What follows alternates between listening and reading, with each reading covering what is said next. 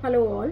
Today we are going to start with chapter number 8. The name of the chapter is Helen Keller. आगे पढ़ेंगे. About the lesson. Helen Keller. Helen Keller एक ऐसी लड़की थी जो सुन नहीं सकती थी और जो देख भी नहीं सकती थी. Despite rendered deaf blind, she has become one of the most well-known women in the history. और मतलब वो देख भी नहीं पाती थी और सुन भी नहीं पाती थी, इसके बावजूद वह इतिहास की सबसे प्रसिद्ध महिलाओं में से एक बन गई. She became a remarkable author and educator.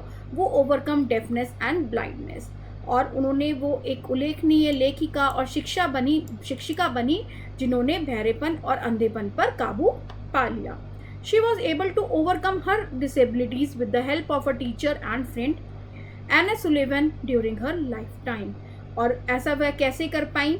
वे अपने शिक्षक और मित्र जिनका नाम था एनी सुलिवन की मदद से अपने जीवन काल में अपनी विकलांगता पर काबू पाने में सक्षम रही. अब हम चैप्टर पढ़ेंगे. Read and enjoy. Starting with the chapter, यानी पढ़िए और उसको आराम से समझिए. Captain Arthur Keller and Kate Adams Keller lived in Tuscumbia, a small town in northwest Alabama, USA. जो कैप्टन आर्थर केलर और केट एडम्स थे, एडम्स केलर, वो अमेरिका के नॉर्थ वेस्ट अल्बामा के एक छोटे से शहर टस्कुम्बिया में रहते थे. They were blessed with a baby girl on 27 June 1880. 27 जून 1880 में उनको एक बच्ची का आशीर्वाद मिला, यानी उनके यहाँ एक गर्ल ने जन्म लिया. दे नेम्ड हर हेलन, और उन्होंने उसका नाम क्या रखा? हेलन रखा. She was a healthy child and her parents enjoyed watching her grow. वह एक स्वस्थ बच्ची थी और उसके माता पिता उसे बड़ा होते देख बहुत खुश होते थे. The family was not a very rich one. जो उनका परिवार था वो बहुत ज़्यादा अमीर नहीं था. Captain Keller was earlier in the army and later he earned a living as both a cotton plantation owner and the editor of a weekly local newspaper, the North Alabamian.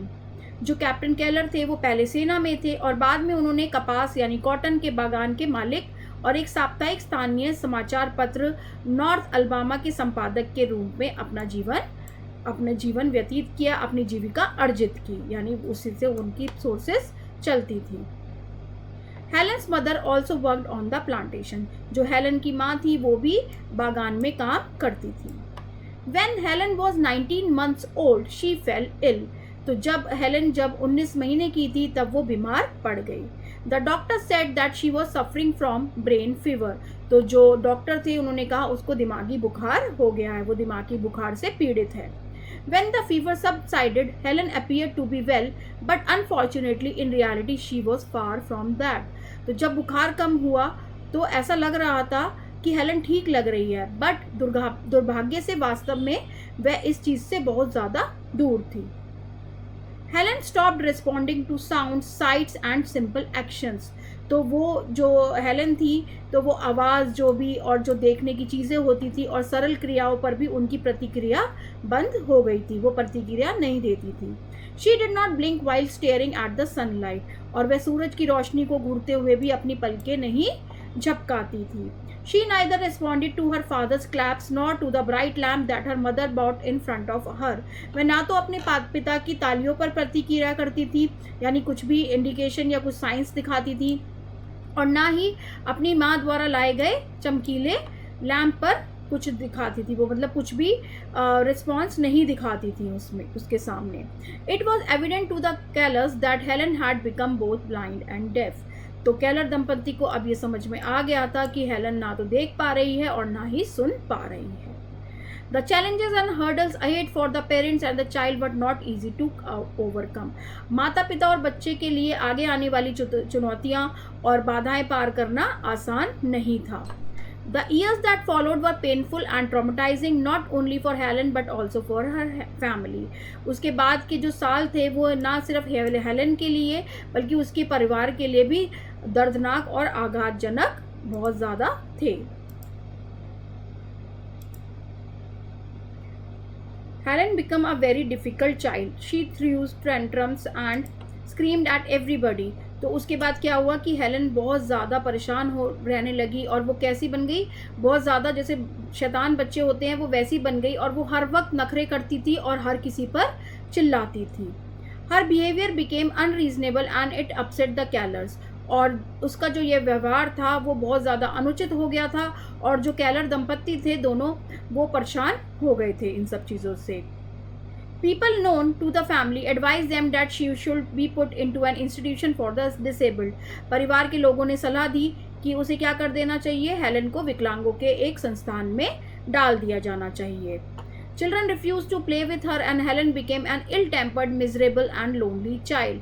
बच्चों ने उसके साथ खेलने के लिए इनकार कर दिया था, और हेलन एक बदमिजाज, दुखी और अकेली बच्ची बन गई थी। With a heavy heart, her mother would say, Helen's behavior is getting worse. What should we do? बहुत ज़्यादा भारी मन से उसकी मम्मी ने बोला कि हेलन का व्यवहार तो दिन पर दिन खराब होता जा रहा है, हमें क्या करना चाहिए? The soft-hearted father would simply reply, We cannot punish a child who does not understand what she is doing and what she should do. तो उसने बोला, जो उसके पिताजी थे उन्होंने बहुत ही ज़्यादा कोमल हृदय वाले थे, उन्होंने बोला कि हम उस बच्चे को दंडित नहीं कर सकते जो ये नहीं समझता कि वह क्या कर रहा है और उसे क्या करना चाहिए। The callers now needed professional guidance. अब क्या चाहिए कैलर को? अब एक मार्गदर्शन की बहुत ज़्यादा ज़रूरत थी, आवश्यकता थी, और वो भी उसकी जो बहुत ज़्यादा प्रोफेशनली इन सब चीज़ों में जानकारी रखता हो। They met Dr. Michael Anagnos, director of the Perkins Institute for the Blind in Boston in Massachusetts. तो उन्होंने क्या किया, वे मैसाचुसेट्स के बॉस्टन में Perkins Institute for the Blind के निर्देशक डॉक्टर माइकल एनागॉन्स से मिले। Michael Anagnos considered Helen's case and immediately recommended a former student of the institution to be Helen's teacher. तो माइकल एनागॉन्स जो थे उन्होंने क्या किया, हेलन के मामले पर विचार किया और तुरंत उन्होंने जो संस्थान की एक पूर्व छात्रा थी उसे हेलन की शिक्षिका बनने की सिफारिश की। She was Anna Sullivan, the lady who changed Helen's life। और इनका क्या नाम था इस लेडी का? इनका नाम था एलन सुलिवन, जिन्होंने हेलन की जिंदगी पूरी तरह से बदल दी थी। आगे पढ़ेंगे। Annie had poor vision herself, but she was keen to work and earn a living on her own. जो एनी थी उनकी खुद की दृष्टि बहुत ज़्यादा कमज़ोर थी, लेकिन वह काम करके अपना जीवन यापन करना चाहती थी। So she accepted the job of being Helen's teacher. तो उन्होंने जो हेलन की शिक्षिका बनने की नौकरी थी उसको स्वीकार कर लिया। On 3rd March 1887, Anne arrived at the house in Tuscumbia and met Helen Keller. तो 3 मार्च को वो उनके घर में आई और उन्होंने टस्कुम्बिया में पहुंची और उनके हेलन केलर से मिली। Annie started teaching Helen to finger spell. और हेलन ने क्या किया, एनी ने क्या किया, एनी ने हेलन को उंगलियों से वर्तनी सिखाना शुरू किया, यानी स्पेलिंग सिखाना शुरू किया। She taught her the language of touch. और उन्होंने उसको क्या सिखाई, स्पर्श की भाषा भी सिखाई।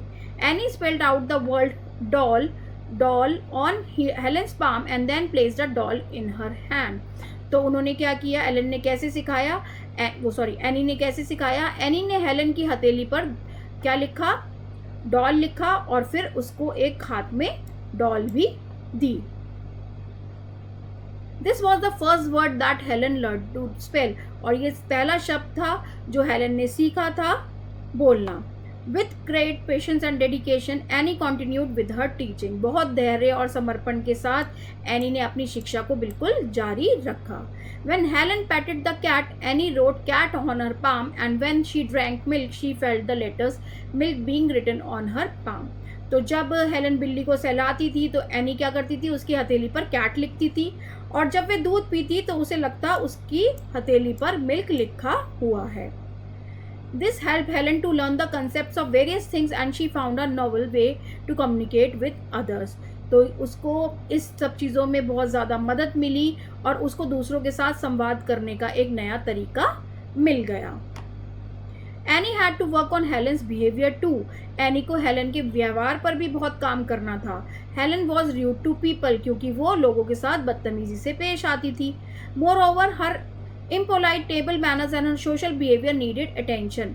और इसके अलावा जो टेबल से उसका शिष्टाचार था वो भी गलत था और उसके सामाजिक व्यवहार पर भी बहुत ज़्यादा ध्यान देने की आवश्यकता थी। Annie insisted that Helen should dress herself and brush her own hair. तो एनी ने कहा कि हेलन को खुद ही कपड़े पहनने चाहिए और अपने बाल खुद ही संवारने चाहिए। All this training required great skill and patience. और इन सब चीज़ों के लिए, इस सारे प्रशिक्षण के लिए बहुत ज़्यादा कौशल और किसकी आवश्यकता थी? धैर्य की आवश्यकता थी। ईच टाइम हेलन डिसोबियड और misbehaved, Annie punished her by not talking to her. जब भी हेलन क्या करती थी? बुरा व्यवहार करती थी, तो एनी क्या करती थी? उससे बात नहीं करती थी, तो इस तरीके से वो उसको दंडित करती थी। Helen's communication with the world was largely through Annie, so she hated the idea of Annie become angry with her. तो जो क्या क्या होता था कि हेलन का दुनिया से संवाद मुख्यतः एनी के माध्यम से होता था, तो इसलिए उसे एनी जब नाराज हो जाती थी, इस विचार से ही उसको नफरत होने लगती थी। Soon Helen learn to obey and behave well. जल्द ही हेलन ने आज्ञा पालन करना सीख गया और अच्छा व्यवहार करना भी उसने सीख लिया। Annie took Helen for walks and they did horse riding. Annie क्या करती थी? हेलन को सैर पर ले जाती थी और घुड़सवारी करते थे वह दोनों। हेलन एंजॉयड एनीज कंपेनियनशिप, और हेलन को एनी की संगति बहुत ज़्यादा पसंद थी। The day Helen learn to spell water, a new inspiration set in and her progress in learning words multiplied manifold. जिस दिन हेलन ने वाटर शब्द का उच्चारण करना सीखा, उसे एक नई प्रेरणा मिली और शब्दों को सीखने में उसकी प्रगति कई गुना बढ़ गई। That experience changed her attitude towards learning. तो उस अनुभव से क्या हुआ कि उसका सीखने के प्रति जो दृष्टिकोण था वो बदल गया। That day Helen was so inspired that within the next few hours she learned the spellings of 30 new words which include mother and teacher. तो उसके बाद वो इतनी प्रेरित हुई कि अगले कुछ घंटों में उसने 30 नए शब्दों की वर्तनी सीख ली, और जिनमें वो शब्द थे, इंपॉर्टेंट शब्द कौन कौन से थे? मदर और teacher. Annie taught her to spell baby when Helen touched her younger sister. और जब हेलन ने अपनी छोटी बहन को छुआ, तो एनी ने उसको बेबी शब्द का उच्चारण भी सिखाया। She even spelled out Helen Keller, और वो अपना जो नाम है उसका उच्चारण भी वो सीख गई थी। Helen recalled later, I was born again that day. तो हेलन ने बाद में याद किया कि मेरा उस दिन फिर से जन्म हुआ था। I had been a little ghost in a no world. तो मैं एक इस दुनिया में एक अजीब सी गोस्ट थी, इस जो कि दुनिया एग्जिस्ट करती ही नहीं है। Now I knew my name, मुझे अब अपना नाम भी पता है। आई वॉज अ पर्सन, मैं एक इंसान हूँ। I could understand people and make them understand me, मैं अब लोगों को समझ सकती हूँ और मैं ये भी कर सकती हूँ कि लोग मुझे भी समझें। One morning Helen spelled out a complete sentence, doll is on bed. तो एक बार क्या हुआ, एक सुबह की बात है, हेलन ने एक पूरा वाक्य स्पेल किया। क्या था वो? कि doll is on bed. Motivated by the progress that Helen had made, Annie said tomorrow I will teach you to read. इस बात से जो हेलन की प्रगति हो रही थी उससे इतनी प्रेरित हुई एनी, तो उसने बोला कि कल मैं तुम्हें पढ़ना भी सिखाऊंगी। Annie began teaching Helen to read, और एनी ने हेलन को पढ़ाना शुरू किया। She first raised letters and letter read with Braille. तो उन्होंने पहले उभरे हुए अक्षर पढ़े और बाद में ब्रेल से पढ़ा। She learn to write with both ordinary as well as Braille typewriters, और उन्होंने साधारण और ब्रेल टाइपराइटर दोनों से ही लिखना सीखा। She was well on her path of becoming a well educated person. तो वो एक पढ़ी लिखी व्यक्ति बनने की राह पर चल पड़ी थी। She was given all possible opportunities to develop her abilities and Helen made the best use of them. तो उसको अपनी क्षमताओं को विकसित करने के लिए सभी संभव अवसर दिए गए और हेलन ने उनका सबसे अच्छा उपयोग किया। Helen developed great confidence and she even visited President Cleveland at the White House. और हेलन ने उन सब का बहुत अच्छे से उपयोग किया और हेलन ने बहुत आत्मविश्वास उसका विकसित हुआ और वह व्हाइट हाउस में राष्ट्रपति क्लीवलैंड से मिलने भी गई। In 1890, at the age of about 10, Helen moved to the Perkins Institution. 1890 में लगभग 10 वर्ष की आयु में हेलन पर्किंस इंस्टीट्यूट चली गई। Here Annie continued to teach her. यहाँ पर एनी ने उसको पढ़ाना जारी रखा। Helen made friends with the other blind children in the institute. उन्होंने अन्य बच्चे जो देख नहीं पाते थे उस संस्थान में उनके साथ भी दोस्ती की। Her loneliness began to disappear and her progress in learning improved. उसका अकेलापन दूर होने लगा और उसकी सीखने की जो प्रगति थी उसमें भी सुधार हुआ। She learn Latin, German and arithmetic, और उन्होंने लैटिन, जर्मन और अंकगणित सीखा यानी अर्थमेटिक सीखा। In 1894, Helen and Annie met John D. Wright and Dr. Thomas Humason, who were planning to set up a school to teach speech to the deaf in the New York City. 1894 में Helen और any की मुलाकात किससे हुई? John D right से और doctor Thomas ह्यूमसन से हुई, जो न्यूयॉर्क शहर में जो बधिरों को भाषण सिखाने के लिए एक स्कूल स्थापित करने की योजना बना रहे थे। Helen attended the Wright Humason School for the Deaf, और हेलन ने बधिरों के लिए जो राइट ह्यूमसन स्कूल में थी वो उसमें पढ़ाई की। Unfortunately Helen speech never really improved beyond the sounds that only Annie and other very close to her could understand. But क्या हुआ था कि दुर्भाग्य से हेलन की वाणी कभी भी उन ध्वनियों से आगे नहीं बढ़ी जिन्हें केवल एनी और उसके बहुत करीबी लोग ही समझ सकते थे। But the fact that she could communicate was encouraging enough for Helen to move ahead in life. बट ये तथ्य था कि जो संवाद करती थी वो तो उसके लिए जीवन में आगे बढ़ने के लिए पर्याप्त था और उत्साहजनक था। Helen wished to study in college, but before that she had to take admission in another school that will prepare her for college. तो हेलन कॉलेज में पढ़ना चाहती थी, लेकिन उससे पहले उसे दूसरे स्कूल में दाखिला लेना पड़ा जो उसे कॉलेज के लिए तैयार करता। Since Helen could not afford the fee, Mark Twain, the famous author of Adventures of Tom Sawyer, and some of his friends paid for his education. क्योंकि जो हेलन थी वो फीस नहीं दे सकती थी, इसलिए जो एडवेंचर्स ऑफ टॉम सायर के प्रसिद्ध लेखक हैं मार्क ट्वेन और उनके कुछ दोस्त हैं, उन्होंने उसकी शिक्षा का खर्चा उठाया। In 1896, Helen moved on to the Cambridge School for the Young Ladies in Massachusetts. This was a great achievement for a lady who was blind, deaf and could barely produce sounds for communication. 1896 में क्या हुआ कि Helen ने Massachusetts में जो Cambridge school for young lady में वो चली गई। ये एक ऐसी महिला के लिए बहुत बड़ी उपलब्धि थी जो सुन नहीं सकती थी, देख नहीं सकती थी और संवाद के लिए मुश्किल से ही आवाज़ निकाल पाती थी। Helen worked very hard at school and did not disappoint her benefactors. She began writing poems and stories. तो उन्होंने हेलन ने स्कूल में बहुत ज़्यादा मेहनत की और उन्होंने अब किसी भी जो भी उनके साथ जुड़े हुए लोग थे उनको निराश नहीं किया। She began writing poems and stories और उन्होंने कविताएं और कहानियाँ लिखी शुरू कर दी। Shortly before her examinations, Helen lost her father. और परीक्षाओं से कुछ समय पहले ही हेलन ने अपने पिताजी को खो दिया। Although emotionally disturbed, Helen did her best in the examination. भावनात्मक रूप से वो बहुत ज़्यादा परेशान हो चुकी थी, पर फिर भी उसने अपना सर्वश्रेष्ठ प्रदर्शन किया। Annie could not accompany Helen to the examination hall. जो एनी थी वो हेलन के साथ परीक्षा हॉल में नहीं जा सकी। Our teacher spelled out the questions in Helen's hand and Helen typed out the answer. एक शिक्षक ने हेलन के हाथ में प्रश्न लिखे और हेलन ने उत्तर टाइप किए। The following week she learned that she had passed all the subjects. अगले सप्ताह उसे पता चल गया कि उसने सभी विषयों में उत्तीर्णता प्राप्त कर ली है। In 1900, Helen entered Redcliffe College, becoming the first deaf-blind person to have ever enrolled at an institution for higher learning. 1900 में क्या हुआ कि हेलन ने रेडक्लिफ कॉलेज में प्रवेश लिया, जो उच्च शिक्षा के लिए किसी संस्थान में दाखिला लेने वाली पहली जो सुन नहीं सकती थी, बोल नहीं सकती थी व्यक्ति बन गई। The girls in her class were friendly and they even elected her vice president of the class. उसकी कक्षा की जितनी भी लड़कियां थी वो सब मिलनसार थी और उन्होंने उस कक्षा का उसे उपाध्यक्ष भी चुना। Here Helen began to write about her life. उसने फिर अपने जीवन काल के बारे में लिखना शुरू किया। She wrote the story both in Braille and on normal typewriter. उन्होंने ब्रेल में भी और साथ साथ में सामान्य टाइपराइटर पे भी अपने कहानी लिखी। The story of my life was edited by John Massey, who later married Annie. जो स्टोरी ऑफ माई लाइफ का संपादन जैन मैसी ने किया, जिन्होंने बाद में एनी के साथ विवाह कर लिया।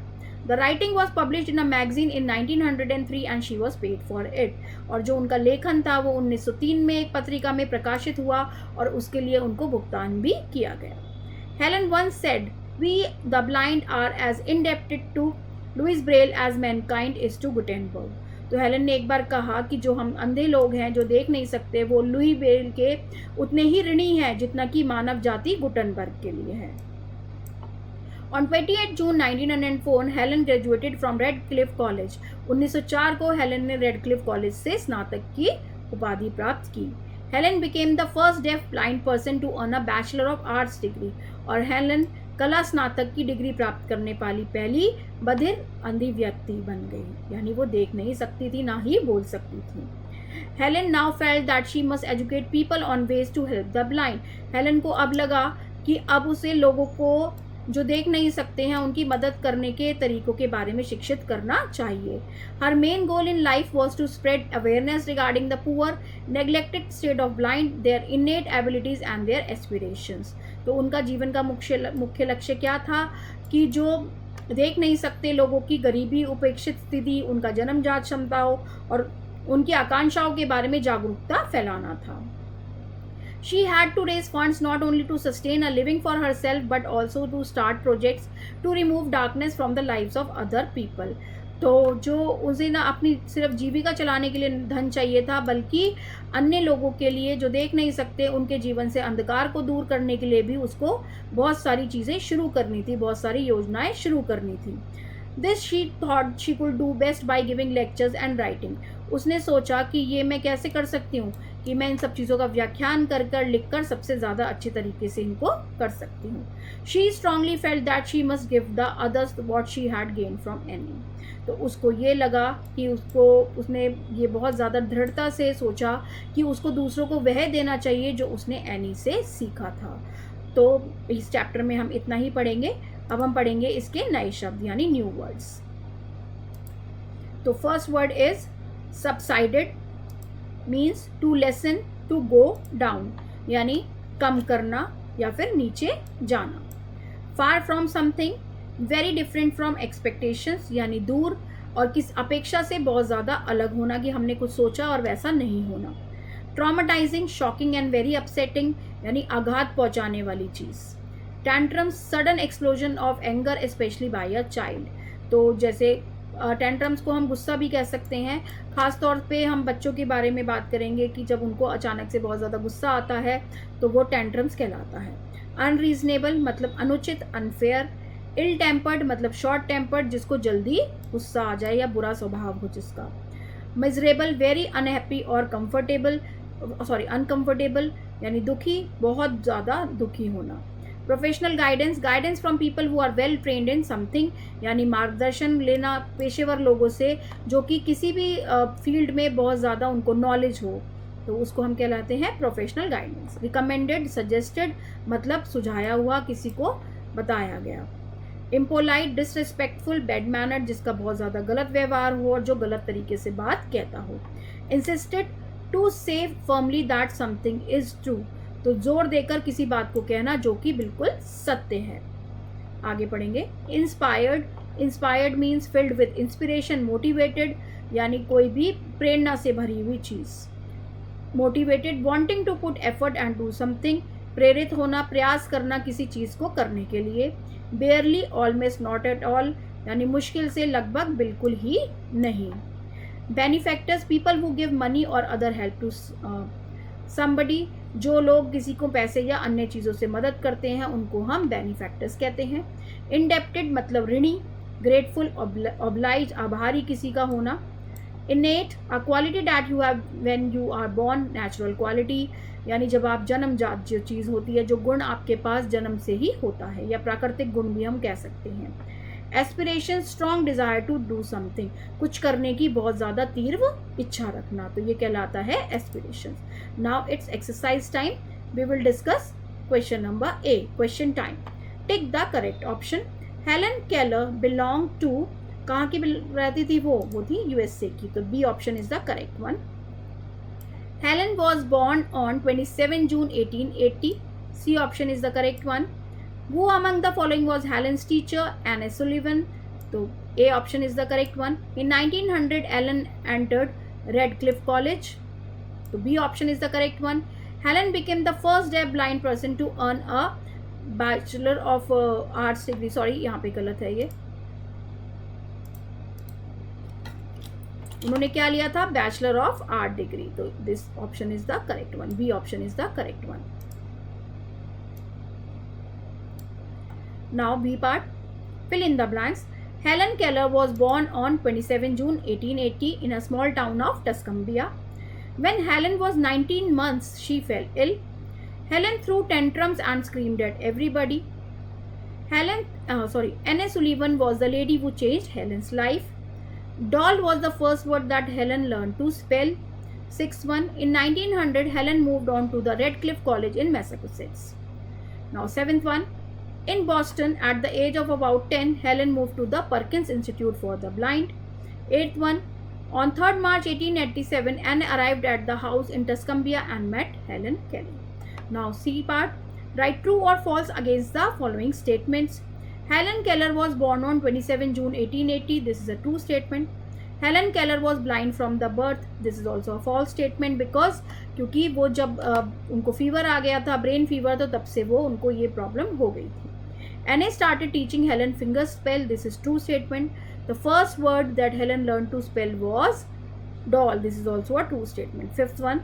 The story of my life was written by Helen Keller. This is also a true statement. Now we will discuss the question answers. D part. Answer the following question. When and where was Helen born? Helen Keller was born on 27 June 1880 in Tuscumbia, Alabama, USA. Now second one. How did Helen's parents discover that their daughter had become deaf and blind? They discovered it when Helen did not respond to sounds or sights after recovering from a severe illness at 19 months old. Now third one. What was the novel way in which Anne taught Helen to communicate? मतलब कौन सा तरीका था, कौन सा नया तरीका था? तो Anne Sullivan finger spelling, signing letters into Helen's hand to teach her words and their meanings. In what way did Perkins Institute do good for Helen? The Perkins Institute for the Blind helped Helen by providing Anne Sullivan as a teacher and by supporting Helen's education. What was Helen's goal in life and how did she plan to achieve it? उनका क्या गोल था life में? Helen's goal was to help others with disabilities and to